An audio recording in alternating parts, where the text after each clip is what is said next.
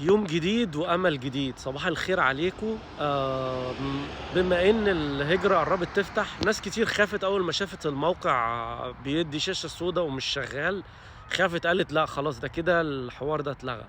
أنا والله أعلم، أعتقد إن في تعديلات بتحصل في الموقع وفي تجهيزات والموقع هيفتح قريب إن شاء الله. خلّي عندنا أمل دايمًا، واوعوا تقطعوا الأمل.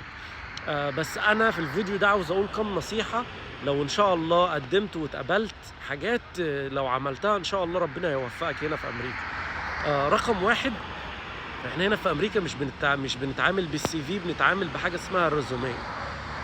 حابب تاخد فكرة عنها، في مواقع كتير بتقدر تحوّل لك الCV بتاعك لريزوميه، وطبعًا الAI ما خلّاش، تقدروا تخشوا تخلّي الCV بتاعك يتحوّل لريزوميه عشان تجهّزه.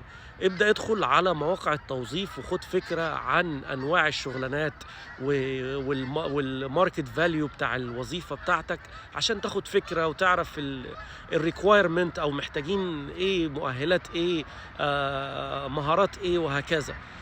تاني حاجة، أول ما تيجي اوعى تعتمد اعتماد كلي على الكريدت كارد. قلت لكم قبل كده الكريدت كارد ده يعني زي داهية سودا، بيضحكوا على الناس بيه.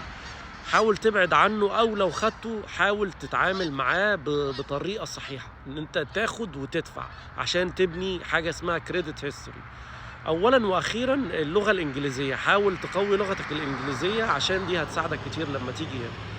رابع حاجة، إن شاء الله أول ما تيجي لازم، لو أنت عايش في مدينة بعيدة عن الشغل، لازم تجيب عربية. أشوفكم في فيديو جديد إن شاء الله، ومع السلامة.